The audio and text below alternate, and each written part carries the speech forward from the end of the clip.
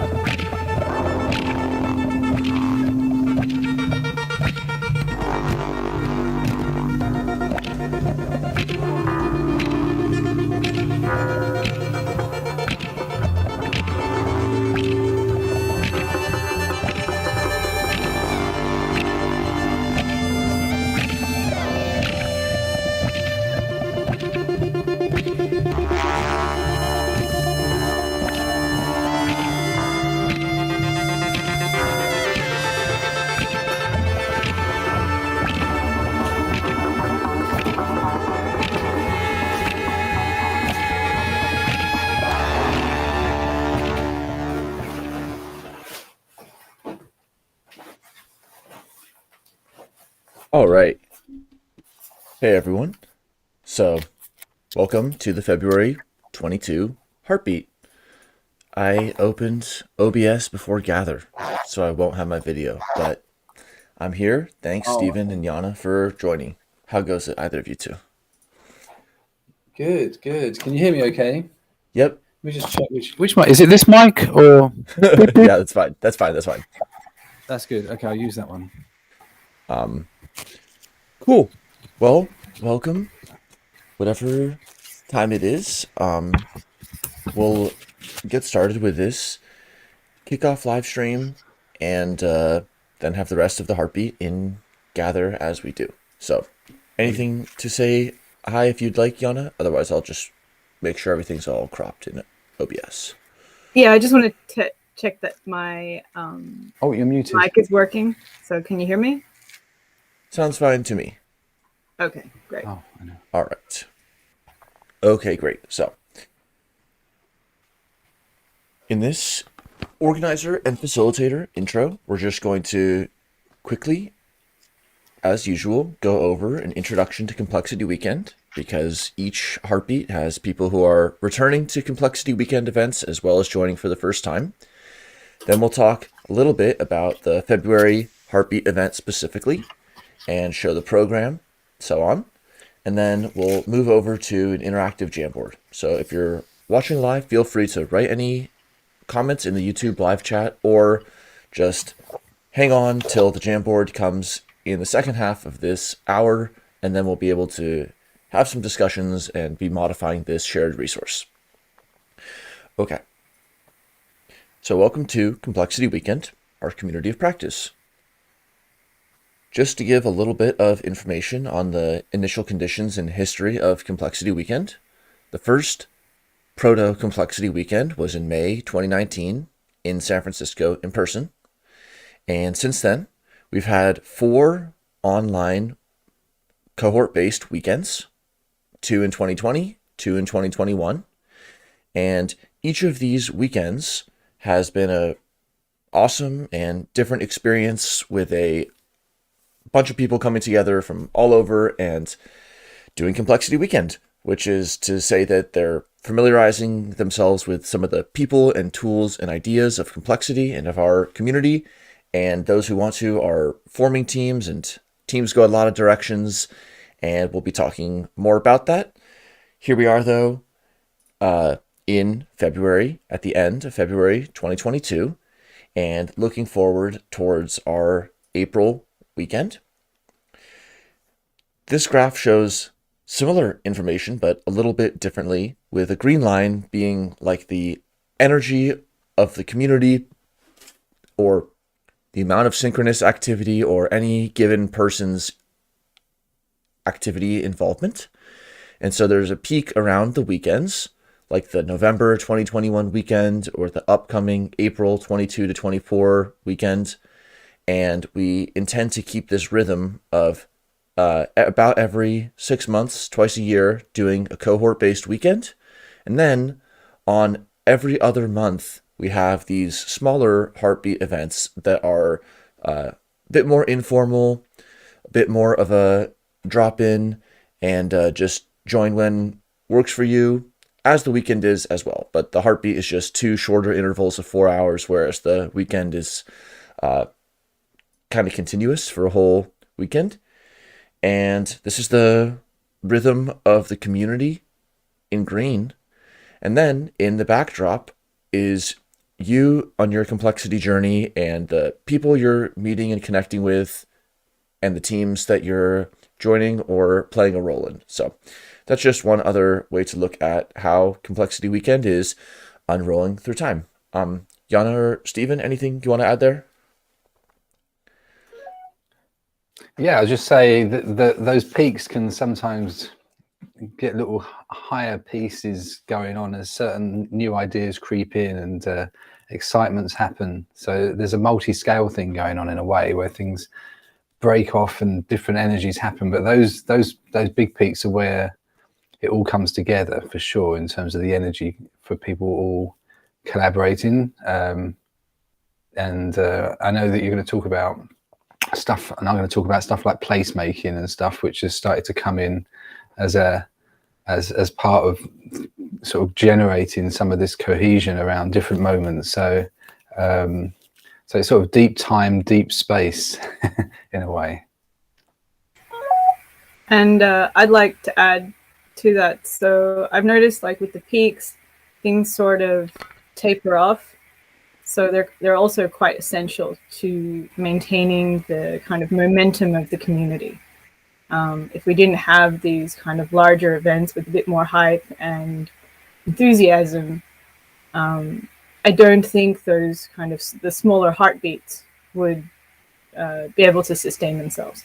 So we need to have these moments of these higher peaks, so we can also have like these quieter moments during the heartbeats. Cool.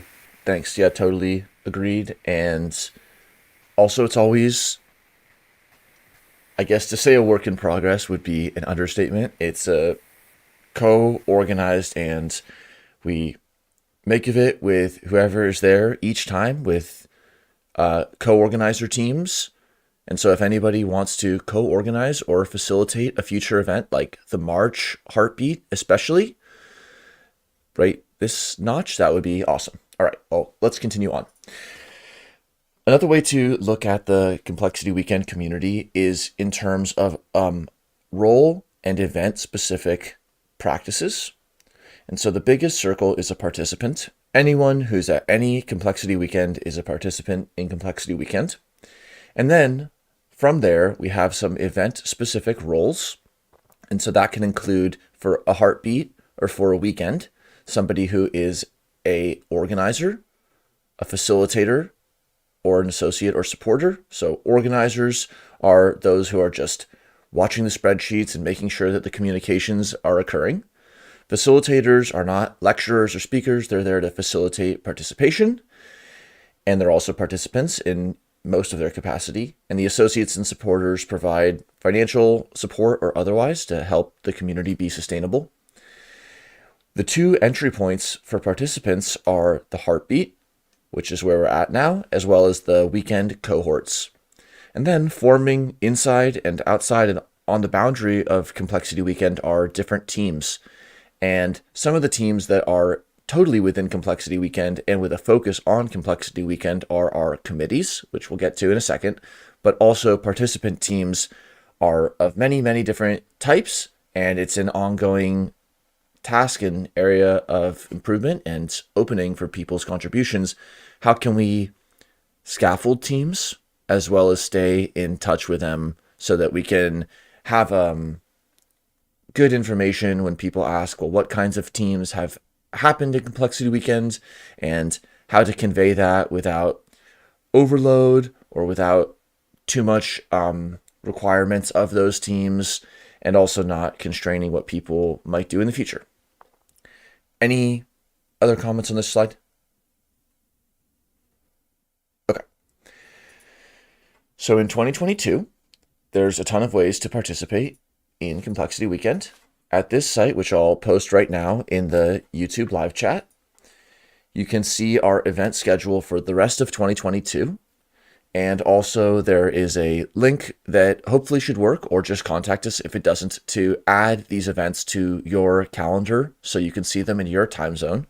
Because when the organizers are talking about events, we'll always be trying to use the date and time in UTC because we're extremely global as a community. However, it's really nice to see it in your own time zone as well. So add that calendar event so that you can see the events like the heartbeat and the weekend. And also, you'll see for upcoming events, there's a facilitator RSVP form and an organizer RSVP form. So if you're interested in organizing and facilitating for a given event, check out those RSVP forms, or just let Complexity Weekend at Gmail know if you have any questions. So that's one way to participate, is any of the heartbeats, any of the weekends, just get involved and register early and bring a friend and just show up however makes sense for you. Another way to get involved, as mentioned a little bit previously, and somewhat of a new elaboration for 2022, are the committees.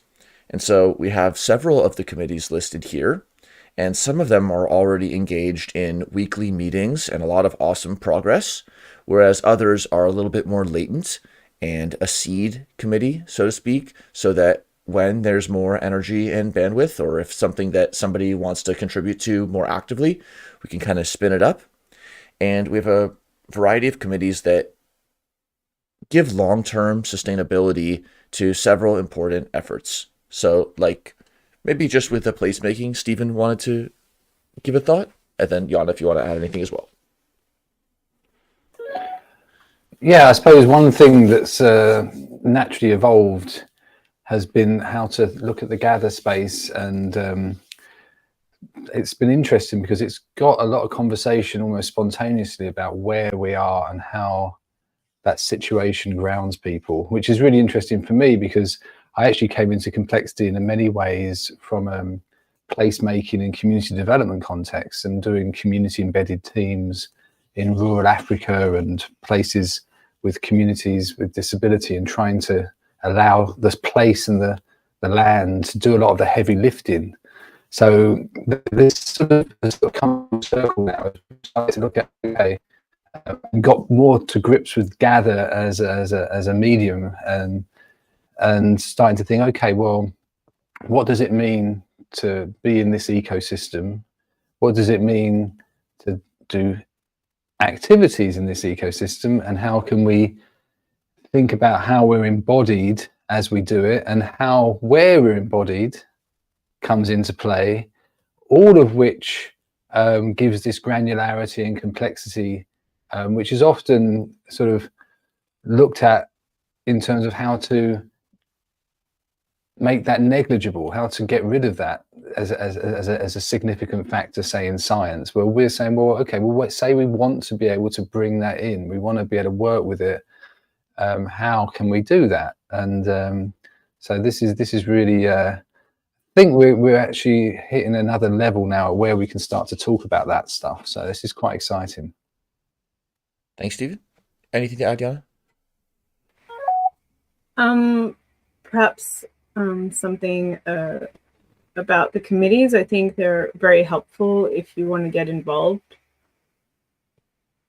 So you can kind of think about the things that you are capable of doing, and also maybe things you would like to learn, and what kind of activities you like to do, or how you feel you can best contribute. And the committees offer a way for you to do that. And so if you want to get involved in the art and maybe make some graphics or drawings or something for the website, you can participate there. Or if you want to be a facilitator, you can jump in there. So there's a whole bunch of different things you can get involved in, and through the committees is one way to do that. Thanks. Yeah, totally agreed. So just to give a little information on the previous cohort weekend, so November 2021, a lot of ways to talk about this experience and group of people, but just giving 2 dimensions of variation. We were a global cohort. There were about 160 registered participants from 56 countries. And there's always an activity distribution within those participants. And so our goal is just have as many people from as many areas and backgrounds register and have all of them get actively participating.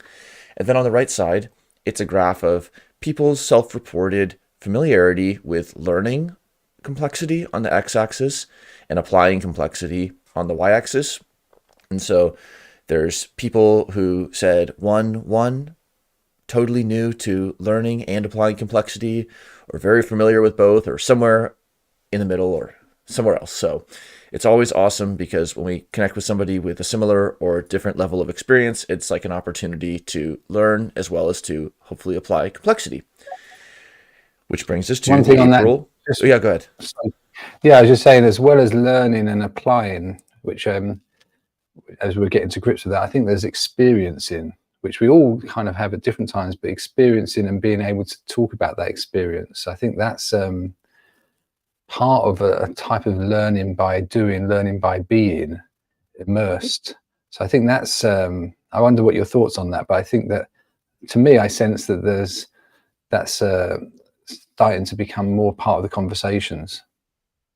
Yeah, it's interesting. So you brought up experiencing complexity and communicating complexity. What do you think about that, Yana? Well, so I wanted to add a bit to what Stephen was saying, that in fact, learning is applying. And what formalized education has sort of done is detached learning through application. And so when we actually learn something, it's when we apply the experience, when we apply what it is we're doing. And that is the moment of actual learning, not reading it in a book. That's just bringing some dead text to life. But when we apply it is when we're learning it. Cool. Yeah, a common denominator for all those areas is like high quality engagement, not necessarily 8 hours in a row, not necessarily an hour a day for 7 days, just an instant of high quality connection with a material in a way that enlivens it, like you mentioned, Yana, or like with another person, when maybe you share something in a new way that then you get to reflect on yourself. So all those elements are really important, and we're always looking to learn about more ways. Yes, Stephen?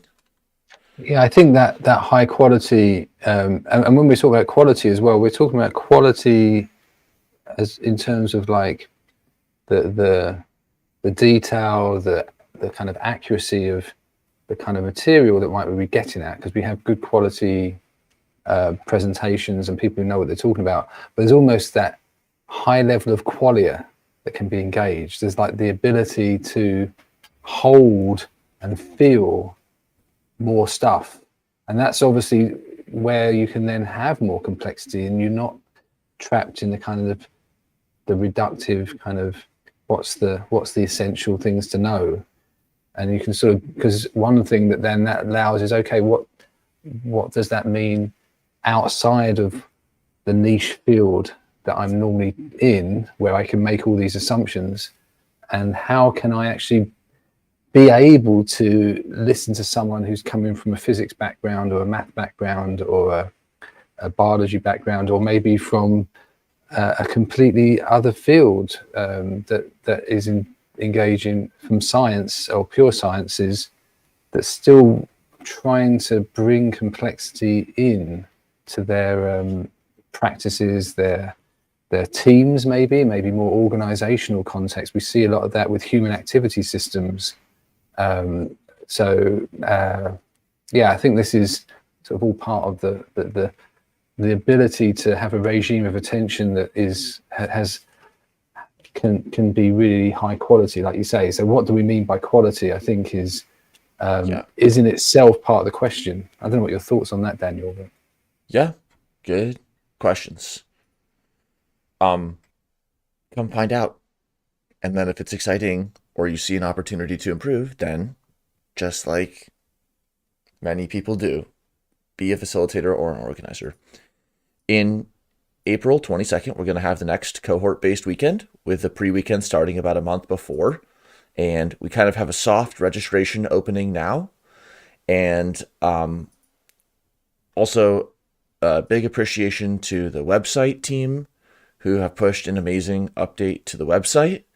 And also thanks everybody for kind of bearing with our bridge RSVP approach, because we're bringing in a few more changes to the website, like a login that will make it really fun and easy to RSVP for events and so on, but we're kind of getting there. So check out the website. It's new and redesigned, and the website committee is the group that made it happen. So I'll just read some of the what brings us together and collective purpose and values and so on. And then if you want to just give any just short thought or highlight one piece, feel free. Otherwise, no worries. So from all these different areas and backgrounds, what is it that's actually bringing us together? It's our shared purpose and interest in complexity science, our desire to have impact on co-creative teams and improve our community of practice through feedback, participation, and peer mentorship, and our shared core values and desire to develop community. Okay. Our collective purpose is We learn complexity science by doing. We serve through deep time, and we include to innovate. Diversity is key. Anything to add on any of these, or no worries if not? Okay. So we go from what brings us together to be looking at this slide or listening to this or showing up for any discussion to our big why. And as we start to continue to descend through the clouds from the big why to sort of how are we going to apply that why, we get to our values and then eventually our participation guidelines. So some of our core values, but it's also part of a longer document that we're in the process of compiling everyone's edits on. So this is not the full statement. This is just one representation that we carry over month to month. Complexity Weekend is itself a complex system. Education is active. Learn complexity science by doing. Teamwork makes the dream work. Participation means accessibility and inclusion for all. Respect is key, and step up and be brave. And then the last piece here is the participation guidelines. So this is how we come together, and it's how we enact that how and why. We encourage participants to adopt a complexity thinking mindset, whatever that means for them at their stage of the complexity journey. Communication is key, relationships and teams, so multiple scales and nested system communication. Embrace technology, but know its limits. So to the extent possible, try to use good audio and visual etiquette. Full participation while still appreciating diverse abilities. And reach out on/to the edges and stay involved. Cool. Great times. So let's talk a little bit about the February Heartbeat itself, and then we'll go over to the Jamboard. So this is the February 22 Heartbeat. We didn't take a screenshot, Yana, so I just took a meta screenshot of just Complexity Weekend by itself. A lonesome unitary organism of two co-organizers, as it were, this month. But thanks a ton for co-organizing, and anyone is always welcome to co-organize. Just let us know before the beginning of the month if you want to get involved with organizing a Heartbeat. There are a few meetings, so about 2 to 4 one-hour meetings, and then a very limited amount of asynchronous work that's totally as you would like it to be. So hope that anyone who's interested in this can step up and be involved, because it's an awesome way to help the community and improve what we iterate on each month. We'll have 2 facilitators in February 2022, and that's George Gantz, who's going to be doing some very cool sessions on philosophy and complexity, and Stephen. And thanks to the facilitators who show up to make it happen, who we can count on to be there for the time they say they're going to be there, and who always hold space for these amazing bottom-up sessions to arise. I'm sure both George and Stephen, it'd be awesome to hear a lecture, but when you come to a facilitated session, that is not what happens. It's something very special, and it's always just really spontaneous and unique based upon who shows up, which is why you kind of have to be there. And I'll put this in the YouTube chat as well, but this is where we have our program for the Heartbeat. So there's 2 intervals of 4 hours, and at the beginning, or really before each interval, feel free to hang out in the Gatherer and just test your audiovisual setup, see if anyone else is around. And in fact, you can hang out in the Gatherer atrium anytime you want. We are here in the first hour where there's a live stream happening. Following this live stream, we'll go to the Gatherer atrium and have a one-on-one sessions where we have unstructured time of conversation, but we use a remix approach so that people are having several one-on-one conversations. Then we will have spotlight talks when participants can give a up to 5-minute spotlight talk on anything they'd want. And then George Gantz will facilitate a session, Philosophical Consequences of Complexity Science. In the second interval, which in the UTC time is 4 UTC on Sunday the 27th, it's going to start with Stephen facilitating a session, Spaces for Enactive Ecological Spatial Approaches to Engagement. There will then be another one-on-one session, another set of spotlight talks because the people are different each time.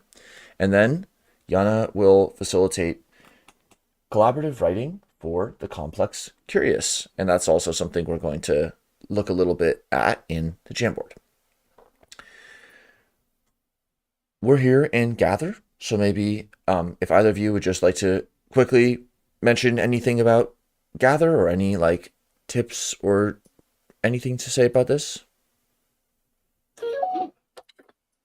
Well, one of the things I'd say is there's a conversation just before I came on just now with a couple of other people about it's a curious space, and one of the things that makes it work is actually acting and interacting in it. So so being able to get yourself in and moving around is actually part of creating the community here, and that's actually something which is different to a lot of games where people used to zipping through whatever the game is about. This is we kind of own and occupy this space, and there's a couple of new features now on Gather. It's got a little bit more stable. It's you'll see a little map on the left, bottom left of the screen, which sort of shows which clusters of people are in a space, which is useful if it's a bigger room, so you can see who's around.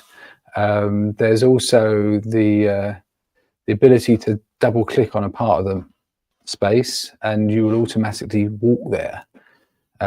So that can be helpful for getting around sometimes. Although it is good to actually use the arrows, because I say in terms of when you first get used to it, that gives a bit of a feel for how the affordances, we talk about affordances a lot in ecological psychology and other areas. So there's like an affordances that these chairs and that give you for moving into being blocked by them. So yeah, play with that and get a feel for that, and sort of think about how we're embodied all around that, rather than I'm going into this game.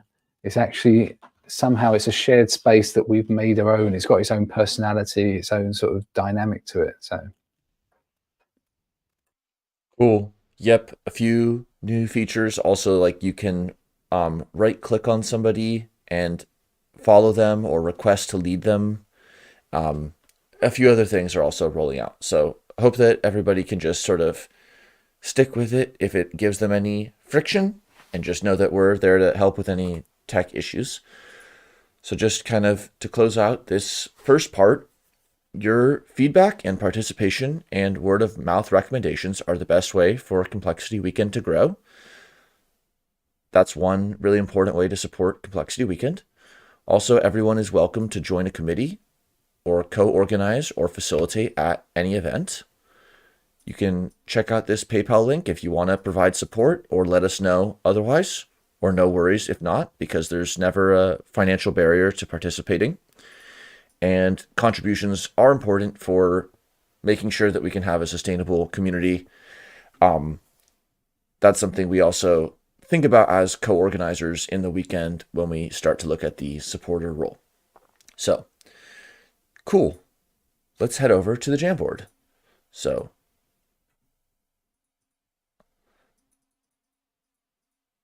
I will share this link in the YouTube live chat, so feel free to join it. And anything to say about the Jamboard, just as I'm sort of recropping everything?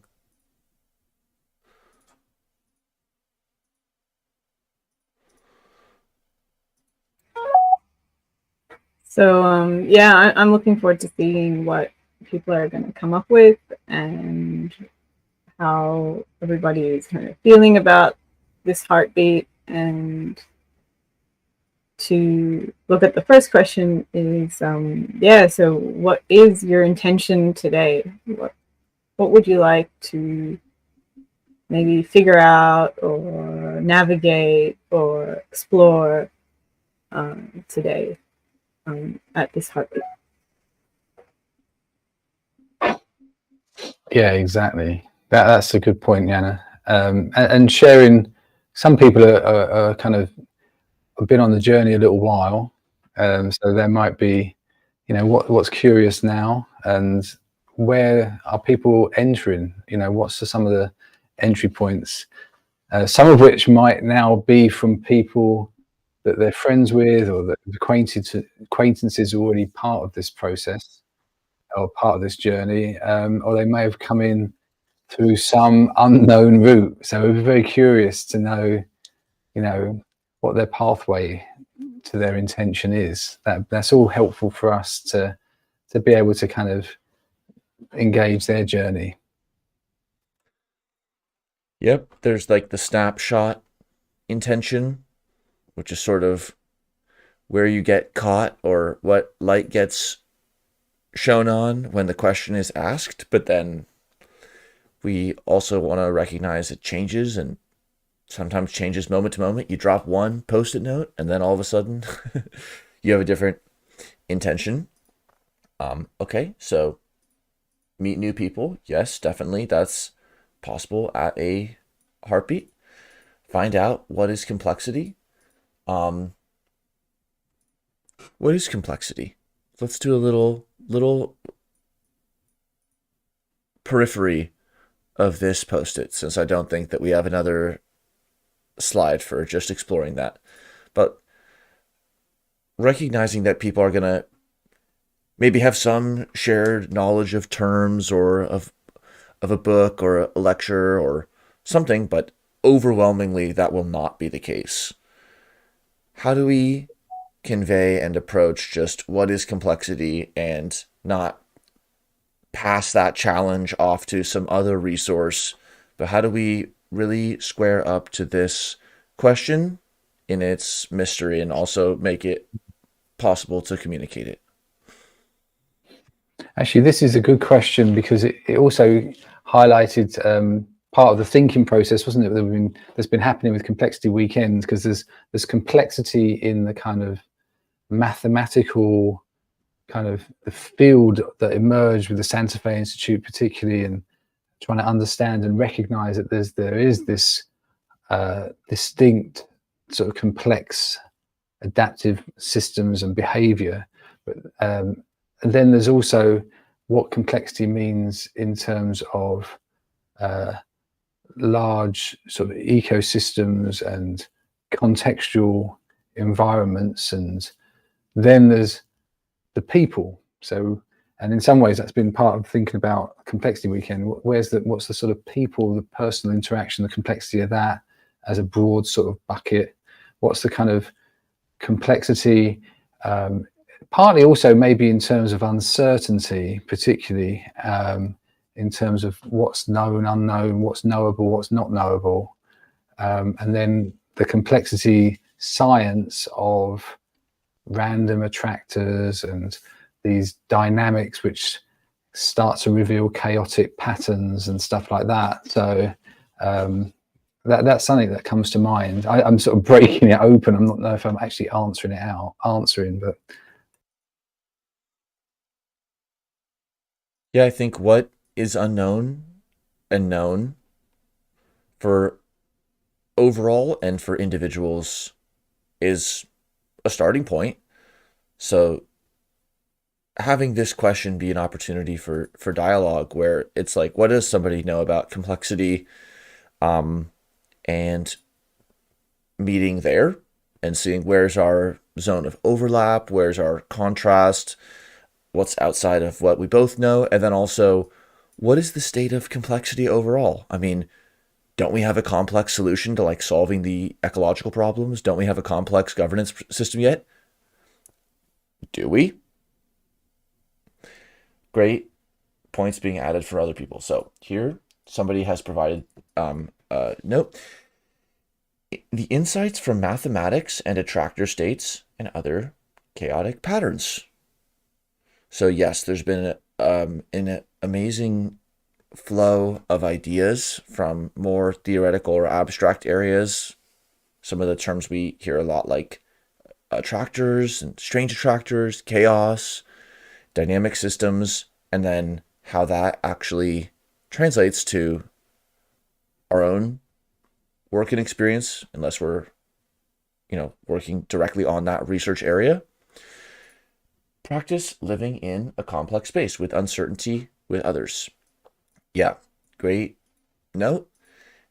Great intention for showing up to a heartbeat. And that's an experience that opens up for those who stick with the uncertainty and are there.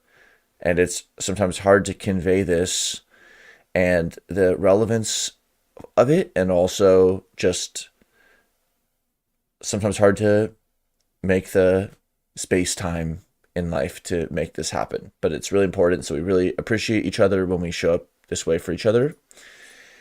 The personal, interpersonal, collective complexity. Multiple scales, different levels of perspective taking, and different physical states in the moment. Cool. So, suffice to say that what is complexity and how do we apply complexity, the sort of learning and applying framings of that question, I think we'll talk about it every time because it's always different and it's always important. The third slide just has a few general notes that were inherited from a previous facilitator, Monica Kang, on online collaboration. So I'll read them and then feel free to add a note or add anything. Just, are there any general collaboration or online communication tips that can help us in Complexity Weekend, but also we can use Complexity Weekend as a space to really foster these norms so that we can be more effective outside of the weekend as well.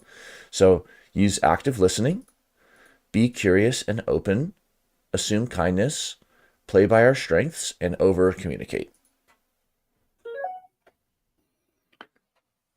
Yeah, one thing you might want to, maybe less on this one, but we could also think about the way that we come together for the team formation at the big events, and the way that there's this kind of percolation in a way through the heartbeats, the kind of revisiting, reforming, restorming, I think sometimes happens, and suddenly think, well, hold on a sec, maybe I rushed in a bit too fast with my assumptions during those early days of thinking about what I wanted to explore. So I think that you're speaking about that there in a way.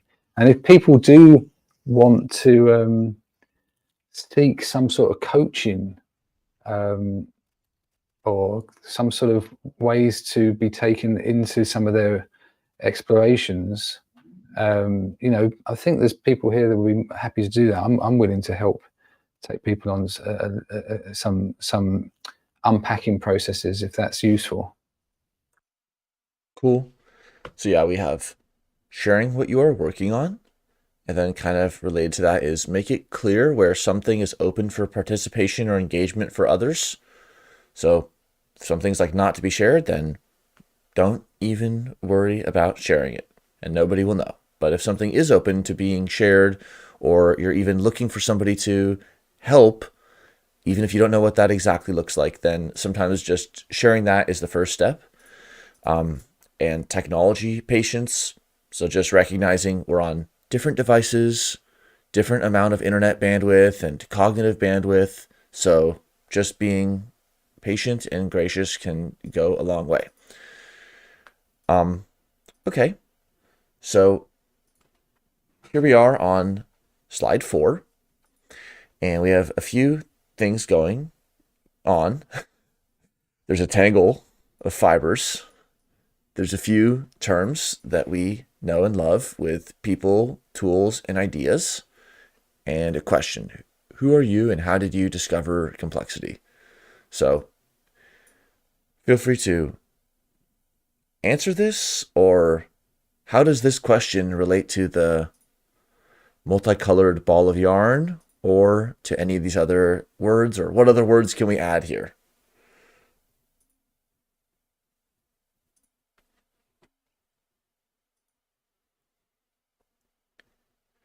I'll just give a first thought, like on how who someone is in their own perception, and their discovery of complexity might be related to people, tools, and ideas. We try to use this set of 3 terms to convey different components of the Complexity Weekend experience, because there's the tools that we use as an online community, and if we're not using the same tools, then we're just not even on the same platform, and so we cannot communicate. So tools, especially for online communication, are kind of like a prerequisite. People are who constitute the community, and it's through meeting amazing people that so many cool things can happen, and we come to meet new people and to reconnect with people who we've met before. And ideas related to complexity are kind of what imbue this whole process with our first value, that Complexity Weekend's a complex system, and ideas is kind of like this North Star that helps us recognize, like, even if it's a term that we're very familiar with, there's going to be a different perspective on it. There's going to be a person's different perspective on it. There's going to be a tool that's using that idea differently than how it has been in the past. And people come towards complexity kind of, maybe their trajectory snippets are like these ball of yarn moving around these different areas. So, like, personally, I had read several related books, and then it was through meeting people in complexity and learning more about the tools that I started to see more about how all these things could be in harmony together. And so maybe someone learns more about agent-based modeling from playing with a toolkit, or maybe they're really enthralled by a certain idea, like a phase transition, and they see that as relevant for their work on some kind of systems change. Or maybe it's just totally enough, and it is to be connecting with cool people. So let's look at these comments. Discovered through the work on getting to maybe.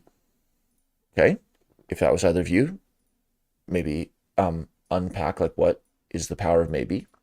Okay, the power. Yeah, that was me. I'll just put that down. Yeah, there's a book called Getting to Maybe, which I was recommended at an international development event. I spoke to a professor there, and it's kind of tying into it was one of my first introductions to the distinction between the complex, complicated, and the Stacey matrix, which I've then encountered many other ways. And we've had Dave Snowden on here with the Kinefin, which is effectively another way of presenting that. So that book was kind of leading, it was like that permission in a way, to actually in a formalized way say it's okay to think and lean into the complexity. It's not just something which is to be got rid of, or an artifact of something less developed, which I think was a kind of a way of seeing that situation up into even to the 90s and 2000s. So that book was quite a powerful one for me, with Zimmerman and stuff like that. So that's why I put that down. Cool. So balancing between streamlining complexity that is creating noise and leaning into the stochastic dynamics and diversity to get a feel for contexts. I am a complex, and personal life defies prediction.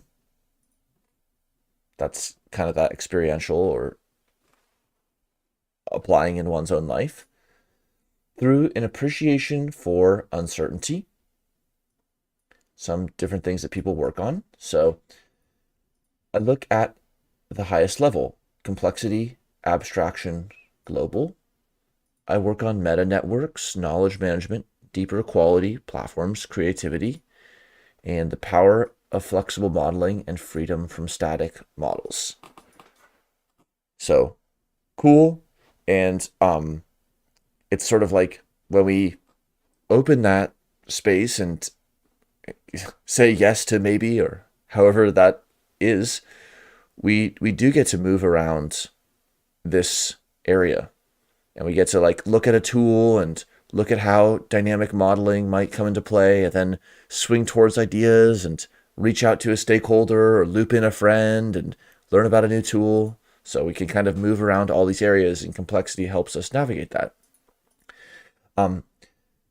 There was a topic on StumbleUpon called complexity/bizarre. It was videos on very different weird stuff going on beyond comprehension. Another one is idiagram.com.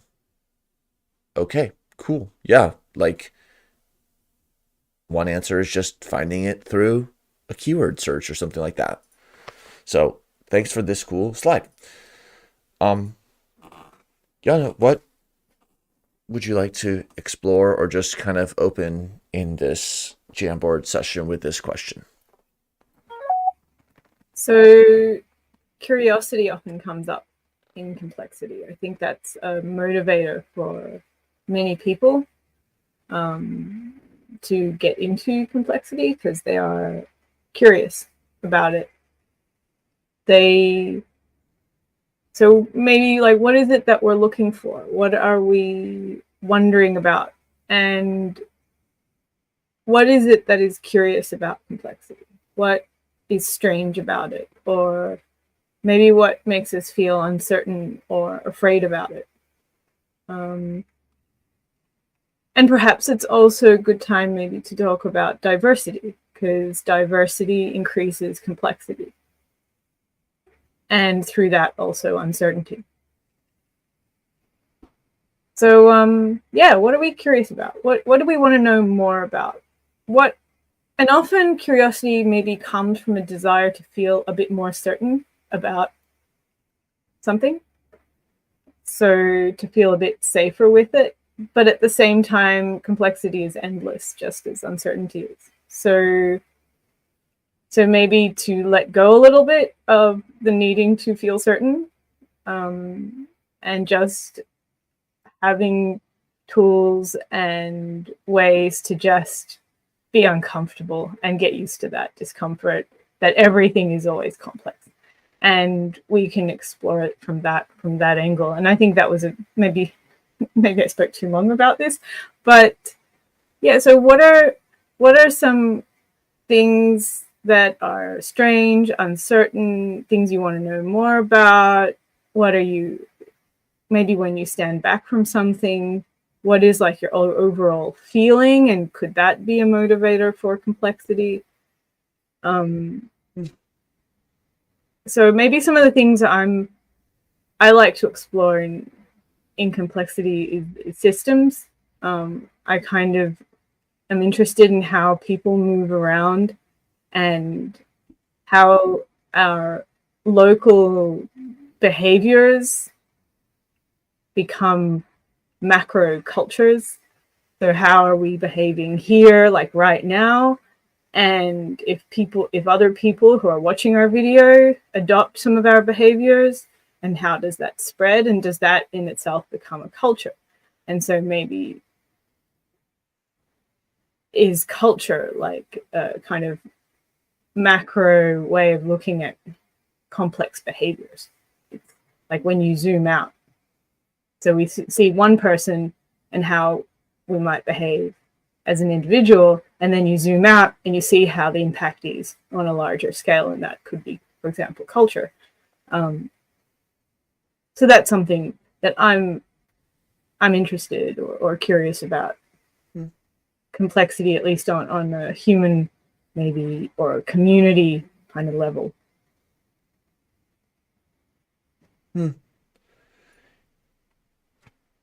I'd never really thought about how, like, almost the implicit attractor of curiosity is to seek information. There's an open-endedness to curiosity, but curiosity isn't simply open-endedness. It also involves some informational component. And so it's a really important tension, or just sort of kind of friction, that can be keeping us warm with our curiosity, which is what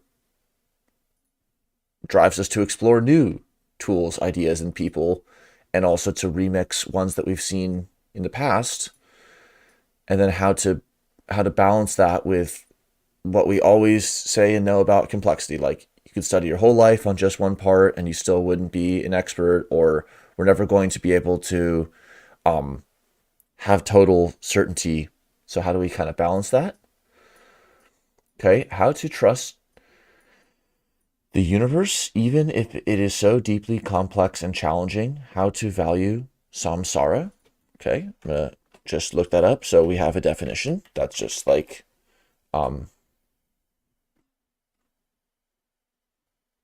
okay, I'll copy a definition, and that's always like something people can feel welcome to do, is like, if there's a term that maybe might not be familiar, then just like add it to a definition or something. And a term that's very familiar for one person might not be for another person. That's interesting. Well, I like this multi-scale, the complex universe. There's also this idea of like each person's universe is a system of information in each moment.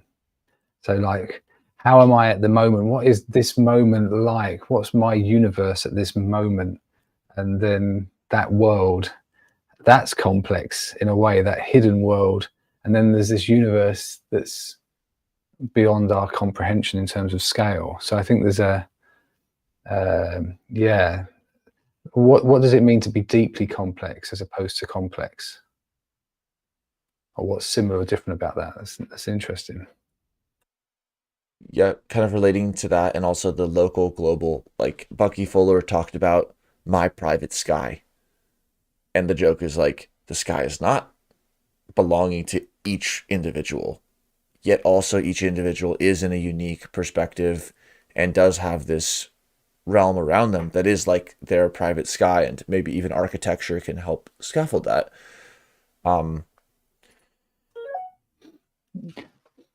Yeah, that's actually a good, I like what you're saying there, because I think that in us, the way our technology is scaled up, it's like we have lots of eyes, as in identities, that can engage the world and network up in more and more ways.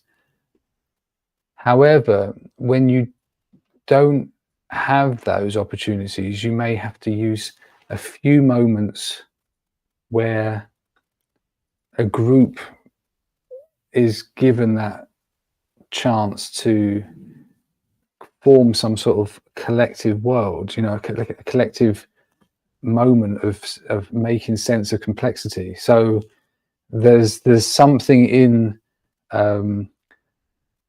complexity coming in and acknowledging that we don't know, but we also have a kind of knowing collectively, and we need to allow that collectivity to come together in ways which are mindful of enabling that complexity to do a lot of rich work. And it's not just a case of networking us up like we would network up nodes on a computer system. There's something else going on there.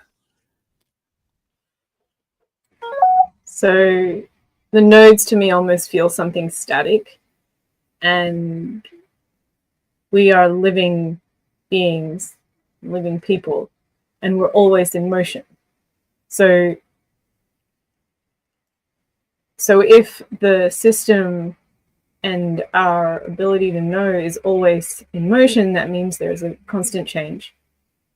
And then how can the stories that we tell and the stories that we tell each other change and adapt with us? And we know that we as humans do that through oral storytelling, and we carry stories through generations,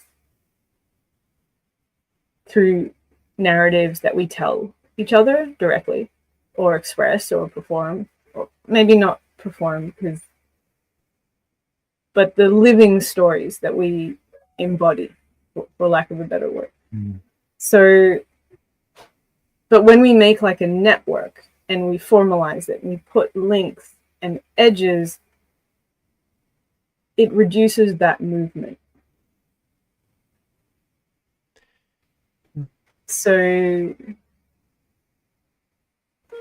maybe that's something that. Can I just bounce off that? And also, it kind of like constrains, either by size or by boundary, what each of those nodes is interacting with. It's kind of like they're kind of defined in some way, whereas, like you're saying, this kind of dispersive living.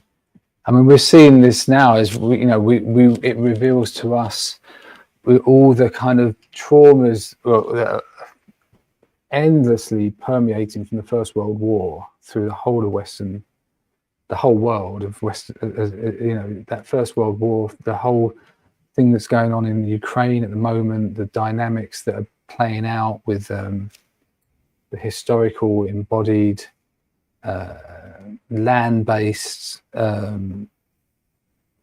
questions, and also the kind of the cultural clashes, the unresolved, the traumas, and the lack of appreciation of top-down rule making to just carry on with business as usual. And who knows? Because I'm not saying anyone knows what's exactly going on there at the moment, but this is obviously going to be something that's going to be on people's mind during this particular heartbeat. Yeah, thank you for sharing it, Stephen. So that brings us to the end of the hour, and many more great comments here. And this is just the total tip of the iceberg, because we're about to be able to continue to have these discussions and explore more with each other in Gather and beyond. So we will end the live stream, take a few minutes, just stretch and take a breath, and meet you in the Gather atrium, where a few minutes from now we will begin the one-on-one session. So Yana, thanks a ton for organizing and facilitating. Stephen, thank you for facilitating as well. And see you all very soon. See you.